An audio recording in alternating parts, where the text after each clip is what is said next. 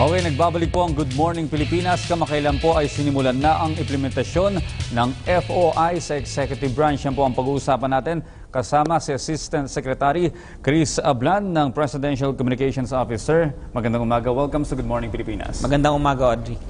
So ito po, sinimulan na nga po natin yung FOI sa Executive Branch. Kamusta po ang ating progreso dito? Tama yun, nagsimula ang implementasyon ng FOI program noong November 25. Ibig sabihin lahat ng mga opisina sa ilalim ng executive branch ay kailangan may FOI process kung saan ang tao ay pwedeng humingi ng impormasyon mula sa opisinang yon at within a window period, kailangan sagutin ng particular na agency. So far, so good naman, Audrey. Dalawa kasi yung platform natin yan. Meron tayong standard FOI, meaning sakop nito ang lahat ng mga sangay ng executive branch. So far, we have plus more than 50% ng mga ahensya to comply with the FOI manual. Kasi nakalagay sa executive order na lahat ng mga ahensya dapat meron silang FOI manual. So, simula nung Friday, I think mga more than 100 na yung nag-submit ng kanilang mga FOI manual. So, maganda yun. Yung isang platform namin ay yung eFOI, Electronic FOI, website siya. So, may 15 na agencies na nag-participate sa eFOI. At so far, so good. Kasi ang eFOI, pwede kang, imbes na pumunta sa opisina, pwede kang, kung may internet ka, kung may computer ka, pwede kang mag-login sa foi.gov.ph at doon ka magtanong sa 15 na ahensya na kasama sa eFOI. So far, so good. Hindi naman nag-crash yung website ng foi.gov.ph. So, nagmo-monitor pa rin kami. Okay, Asek, hindi lang ako may katanungan sa iyo, no? Para mas mabigyan linaw pa yung ating mga kababayan, may tanong yung ating kababayan sa labas ng studio sa pamamagitan ni Mang Tanong. Mang Tanong? Okay, hintayin natin yung katanungan ni Mang Tanong maya-maya po lamang, Asek. Sa kamakailan lamang po, no, meron din kayong nilabas na manual para mas maintindihan ng publiko itong FOI. Maaari po bang pakita na kayo? Yes. So, lahat ng ahensya, gaya ng sinabi ko kanina, Audrey, ay inutusan ng executive order na maglabas ng People's FOI Manual. Ito ang manual o guidelines na magpapakita kung anong proseso dun sa particular na department. Kung ang isang ahensya ay walang manual, meron pong downloadable na manual sa website na foi.gov.ph.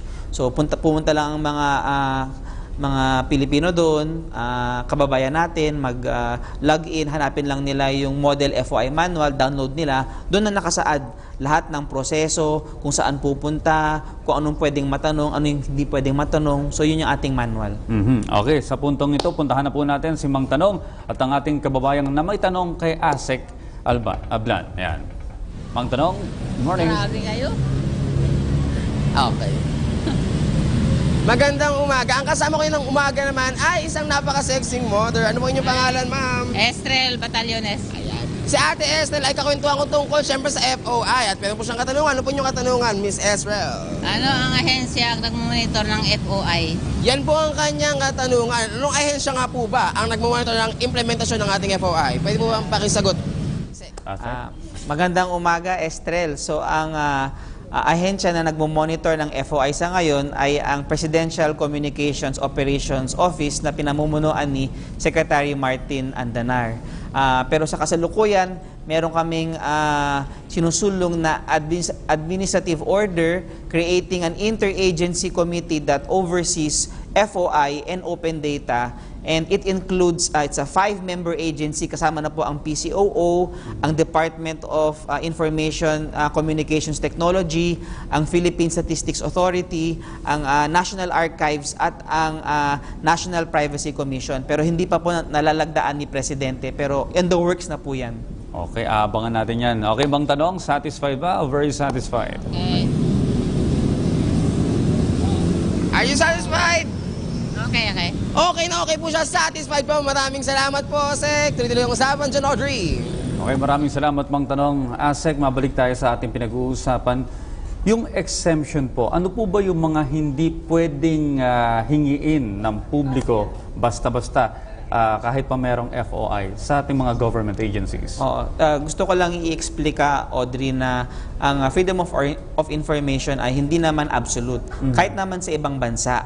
So meron tayong tinatawag na mga exceptions o mga impormasyon na hindi talaga pwedeng ma-disclose sa publiko for various reasons. So meron tayong siyam na exemptions at andun din yung listahan sa foi.gov.ph, pero I will share it with you this morning yung mga ilan na maalala ko. Number one is executive privilege. Kahit anong impormasyon na nagamit sa decision making powers ni Presidente, hindi pwede. Privacy, protection of privacy. Meron tayong tinatawag na Data Privacy Act of 2012 na pinoprotektahan ang mga personal information ng mga tao, including government officers. So, hindi pwede i-disclose yung address ni Congressman ganito o hindi pwede ilabas yung personal address ni Secretary ganito. Meron pa tayong tinatawag na bank and finance laws. Hindi pwedeng i-disclose yung mga bank secrecy law, anti-money laundering. So, yung mga exceptions naman, sakop naman yan sa batas na hindi pwedeng i-disclose na informasyon. So, yun yung mga ilan-ilan na mga exceptions under the program. Para bigyan natin ng halimbawa yung ating mga kababayan, halimbawang meron akong kailangan na impormasyon sa isang ahensya, ano po yung unang proseso kung dapat gawin? Well, under sa standard FOI, pumunta sa tanggapan ng ahensya at then magdala ng kanilang government ID. Yun lang ang requirement, na magdala ng government issued ID para malaman talaga natin kung Pilipino ba talaga siya, kung hindi harassment yung ginagawa, at para maging accountable din yung humihingi ng impormasyon. Pumunta lang sa tanggapan, tapos meron tayong fini-fill up na application form. So dapat ang mga ahensya meron silang kopya ng application form. Kung wala, again, pwede tayong pumunta sa foi.gov.ph, downloadable yung ating application form. Yung application form natin, simple lang nakalagay dun, anong dokumento bang hinihingi mo? Anong taon siya? Ano yung dahilan kung ba't mo hinihingi? At kung sino ka at anong mga contact details mo? Yun lang yung tinatanong sa application form. And then, gaya ng sinabi ko kanina sa'yo, during the break, na meron tayong palugit na, meron tayong period of 15 working days. 15 days lamang. Kapag lumagpas na ng 15 days, pwede mo nang i-follow up. Yes. Tapos, kung mahirap kunin o hanapin yung datos o dataset o information, maaring ma-extend ng 20 working days. So, maximum ng 35 working days. Pag lumampas pa nun, pwede na siya magreklamo sa head of agency. Okay, meron na tayong FOI sa executive branch. Ang bola po ay nasa court na ngayon ng Kongreso kung nais niyong isabatas yan para sa pangkalahatan. At sana po itong FOI ng executive branch makatulong para mas lalong maging transparent yung kalakalan sa ating na ginagawa ng ating mga ahensya ng ating pamahalaan. Ating pong nakapanayam ngayong umaga si Assistant Secretary Chris Ablan, Presidential Communications Office.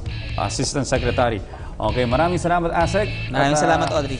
Sa uulitin po ulit, abangan namin yung mga progreso pa nitong ipinatutupad nating FOI.